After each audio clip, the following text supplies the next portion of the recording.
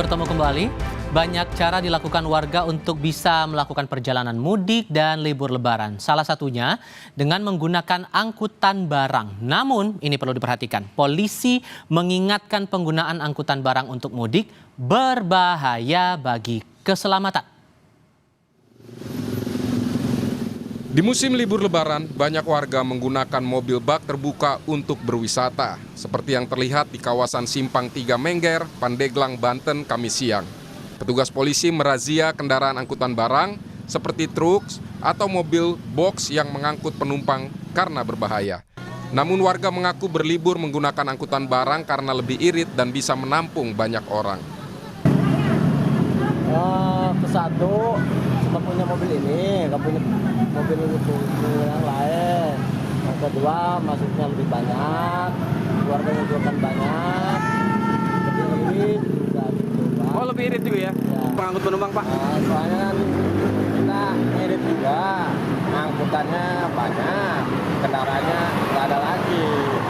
Mobil pickup yang mengangkut warga berwisata juga terlihat ramai di jalur arteri Purwakarta menuju Bandung. Kepolisian pun memberikan teguran dan meminta kendaraan angkutan barang yang mengangkut penumpang untuk putar balik. Betul, sebenarnya mereka juga saat kita lakukan himbauan tadi, mereka pun tahu karena kendaraan tersebut tidak diperbolehkan. Namun kami himbau untuk selalu berhati-hati dan ada juga yang kita putar balikan apabila kendaraan tersebut tidak mematuhi atau melanggar lalu lintas. Bukan hanya di musim libur lebaran, kendaraan angkutan barang juga banyak dipakai warga untuk mudik ke kampung halaman. Seperti yang dilakukan satu keluarga dari Cibubur, Jakarta Timur yang mudik ke Purwokerto, Jawa Tengah. Mereka memodifikasi mobil bak terbuka dengan terpal, menyiapkan kasur dan bantal. Mereka juga membawa bayi yang masih berusia 3 bulan. Tiap tahun kita begini. Oh gitu, bawa apa aja ini, Bu? Iya, bawa keluarga, saudara. Sepertinya bawa kasur juga, Iya, bantal, Bu. kasur, Ini bantal. buat apa sih, Bu? Bawa nasi juga. Oh gitu. Biar enak. Pemandangan yang kerap terlihat juga pemudik sepeda yang melebihi kapasitas sehingga membahayakan penumpang dan pengguna jalan lain. Wakapolri Komjen Ahmad Doviri meminta warga tidak menggunakan kendaraan angkutan barang untuk mudik maupun berwisata. Dia mengingatkan penggunaan kendaraan yang tak sesuai aturan berbahaya bagi keselamatan. Sebenarnya itu tidak layak untuk digunakan oleh pemudik, ya.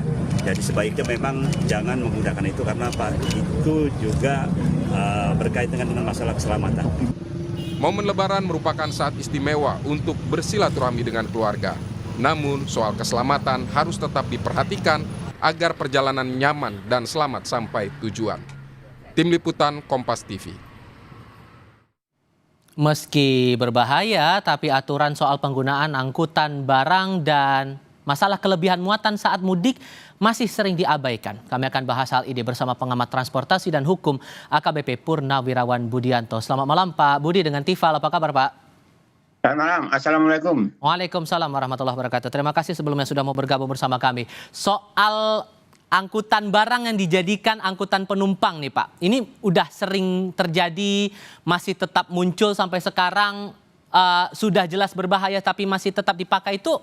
Analisis Anda ini masalah kemudahan saja atau ada alasan lain nih Pak? Ya, saya kira bahwa fenomena mobil barang kemudian dipergunakan untuk mobil penumpang. Saya kira ini kejadian ini cukup lama ya, hampir setiap tahun setiap kejadian libur nasional ya. Nah, mengapa hal ini terjadi terus? Karena mungkin kita mungkin banyak penanganan tersebut pada hal yang lebih permisif gitu. Walaupun memang di dalam Undang-Undang Lalu Lintas dan Angkutan Jalan bahwa pada saat kita melakukan suatu penegakan hukum itu memang bisa dengan cara represif justice dengan tilang maupun dengan represif non justice dengan teguran. Tindakan polisi yang mungkin memutarbalikkan, kemudian menegur untuk balik arah dan sebagainya, secara hukum tidak disalahkan. Hanya mungkin efek jerahnya itu efek jerahnya kurang maksimal itu. Sehingga memang ini harus kerjasama bahwa kita harapkan seluruh masyarakat yang beraktivitas di jalan bahwa masalah keselamatan menjadi suatu prioritas utama. Tapi kenyataannya bahwa dalam setiap libur nasional pemerintah sudah menyiapkan masalah sarana transportasi, kemudian juga mempersiapkan tentang rekayasa lalu lintas dan sebagainya. sarana transportasi seperti mobil barang dan sebagainya masih sering digunakan. Sehingga mungkin perlu ada suatu ketegasan. Walaupun ketegasan merupakan suatu langkah akhir, tapi memang harus ada suatu kegiatan-kegiatan yang bersifat simultan ya. Dari mulai kegiatan-kegiatan yang bersifat edukasi, kemudian kegiatan-kegiatan yang bersifat preventif, sampai terakhir ada masalah-masalah penegakan hukum. Tadi Anda juga sudah tegaskan bahwa untuk putar balik saja sebetulnya juga tidak cukup. Karena bisa jadi kan logikanya mereka bisa mengambil jalur alternatif lain untuk bisa sampai ke tujuan mereka begitu. Dan masalah mengukur tegas tidaknya tindakan itu menurut Anda apakah dengan tilang itu atau ada dalam bentuk lain Pak? Penegasan saja. Ya, ini kalau kita lihat kan selama operasi liburan masalah Idul Fitri itu kan kita penekanan kepada masalah-masalah operasi kemanusiaan gitu. Nah, mungkin petugas daripada kepolisian berorientasi kepada masalah-masalah kemanusiaan tadi gitu. Sehingga polisi yang mungkin melihat adanya suatu pelanggaran tersebut cukup diputar balikan atau cukup diberikan suatu arahan kan. Kemudian kalau kita berbicara masalah ukuran tegas dan sebagainya, mungkin kalau ukuran masyarakat kita itu harus ditilang juga gitu. Karena selama ini penegakan hukum yang saya alami pada saat mungkin saya masih dinas, yaitu kalau hanya memberikan suatu edukasi, kemudian hanya memberikan suatu teguran dan sebagainya, ini sangat kurang memberikan suatu efek jerah gitu. Apalagi banyak juga tindakan-tindakan petugas yang di lapangan lebih bersifat permisif gitu. Alasan yang biasanya dipakai kalau mengingat lagi saat Anda berdinas waktu itu Pak, kalau ketemu kasus semacam ini alasan apa yang paling sering Anda dengar? Kenapa kok mereka mau menggunakan angkutan barang untuk mengangkut banyak penumpang seperti yang terlihat di visual sekarang? Ya, pertama dia tidak punya kendaraan lain. Kemudian mungkin dilihat dari biaya lebih efisiensi gitu. Walaupun mereka mengabaikan masalah-masalah keselamatan. Padahal keselamatan merupakan suatu hukum yang tertinggi gitu. Tapi mereka karena mengabaikan masalah tersebut tuh. Dengan mungkin alasan efisiensi dia mengabaikan masalah-masalah keselamatan. Memang harus ada suatu langkah-langkah yang komprehensif simultan ya. Dari mulai kegiatan-kegiatan edukasi, kemudian kegiatan-kegiatan preventif, penjagaan di tempat-tempat rawan dan sebagainya, sampai terakhir ada masalah penegakan hukum, baik yang bersifat represif justice tilang maupun yang bersifat represif non justice dengan teguran. Itu untuk angkutan barang dijadikan angkutan penumpang. Tapi kita juga melihat fenomena saat sepeda motor juga ikut mengangkut barang berlebih. Dan itu banyak sekali contohnya kalau kita lihat di jalur arteri Pak. Dengan operasi ketupat ini pendekatannya adalah pendekatan kemanusiaan, langkah tepat apa sesungguhnya untuk menindak mereka-mereka yang melakukan hal-hal semacam ini karena jelas berbahaya kan Pak? Ya, dan jadi langkah preventif kan pemerintah sudah melakukan ya, antara dengan melaksanakan kegiatan mudik gratis gitu, baik mudik gratis orang maupun mungkin kendaraan dinaikkan ke truk maupun mungkin kapal dan sebagainya. Tapi kenyataannya bahwa ini belum direspon juga gitu. Kita harus sama-sama tahu bahwa sepeda motor itu dirancang bukan untuk jarak jauh gitu. Karena pengamanannya tidak memadai gitu. Sehingga sering terjadi kecelakaan lalu lintas kan. Kalau kita melihat data kecelakaan lalu lintas, itu dari sekian jumlah kecelakaan yang terjadi, itu 73% itu melibatkan sepeda motor baik sebagai korban maupun sebagai pelaku. Termasuk juga membawa barang yang berlebihan, overload, itu juga dilarang juga. Itu sangat membahayakan sekali, apalagi sepeda motor kalau jarak jauh, kemudian mungkin nanti tersalip oleh kendaraan besar, itu bisa tidak terjadi suatu kestabilan ya, sehingga bisa berpotensi kepada masalah-masalah kecelakaan. Dengan masih ditemukan kasus semacam ini, menurut Anda apakah sosialisasi masalah keselamatan berkendara saat mudik ini minim, Pak? Ya, ini merupakan PR bagi seluruh pemangku kepentingan yang bertanggung jawab di bidang lalu lintas. Bahwa masalah-masalah fenomena ini kan sulit dihilangkan dari tahun ke tahun. Memang program dari mulai edukasi, preventif maupun penegakan harus digalakkan terus. Jadi yang lebih penting adalah kesadaran daripada masyarakat tuh, dari lingkungan kecil, keluarga, dan sebagainya. Ingat bahwa pada saat kita beraktivitas di jalan, kemudian tidak mematuhi aturan-aturan yang berlaku dengan ketentuan lalu lintas, itu bisa berpotensi pada masalah-masalah kecelakaan. Ingat bahwa kita mudik itu kan ingin ketemu keluarga itu. Ingin ketemu keluarga, mungkin bersilaturahmi dan sebagainya. Karena mungkin kurang persiapan kita, kemudian mengabaikan masalah-masalah keselamatan, malah kita nanti tidak sampai kampung, malah terjadi kecelakaan dan sebagainya. Inilah saya kira yang perlu kita hindari. Ini perlu dibangun kesadaran daripada seluruh masyarakat.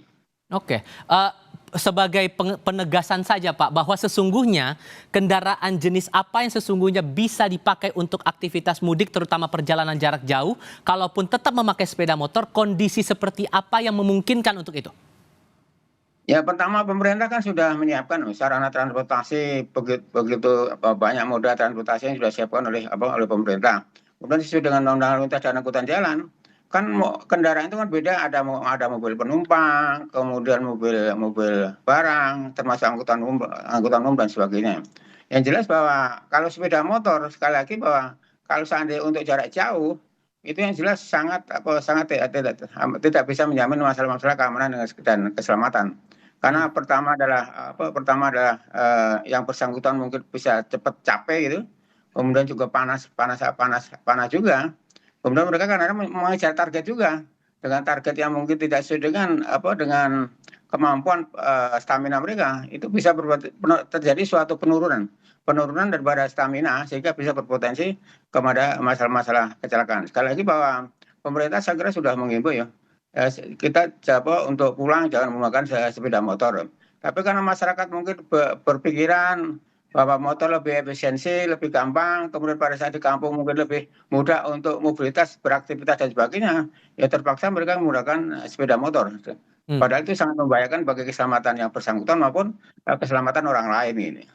Dalam konteks keselamatan berkendara, maka apa ajakan Anda untuk semua pihak biar arus balik kali ini semuanya benar-benar lancar dan aman, walaupun disebutkan bahwa catatan angka kecelakaan menurun ketimbang periode mudik sebelumnya. Apa yang perlu dicermati betul oleh semua pihak soal ini, Pak? Ya, pertama untuk kendaraan roda 4 terlebih mobil itu, pertama harus ada seat belt gitu. Ada seat belt harus terpasang gitu. Kemudian harus pada saat dioperasionalkan di jalan harus memenuhi persyaratan teknis dan layak jalan. Kan banyak tuh kendaraan yang tidak memenuhi persyaratan teknis dan layak jalan, itu dioperasionalkan di jalan itu kan tidak boleh gitu. Kemudian kaitannya seandainya harus terpaksa menggunakan sepeda motor, ya pertama harus menggunakan sepatu. Itu sepatu itu penting karena menyangkut masalah daya mengerem kita, sepatu dan sandal itu sangat berpengaruh gitu. Kemudian kedua adalah masalah menggunakan jaket, sarung, termasuk sarung tangan juga. Nah, mungkin dalam waktu 4 jam, 6 jam itu harus istirahat untuk membangun suatu stamina gitu. Karena di dalam undang-undang lalu lintas dan angkutan jalan bahwa setiap orang yang mengemudikan kendaraan bermotor harus berlaku wajar dan penuh konsentrasi. Penuh konsentrasi ini di sini adalah tidak boleh kemudian terpengaruh karena mungkin capek, lelah, kemudian terpengaruh alkohol dan sebagainya, tidak boleh. Sehingga memang bahwa istirahat, stamina harus tetap dijaga gitu. Yang penting biar lambat nggak apa-apa, yang penting selamat, yang penting harus mengedepankan yang namanya keselamatan itu tadi. Pak Budianto, terima kasih banyak sudah berbagi pandangan bersama kami. Sehat selalu ya Pak, selamat malam. Ya, amin.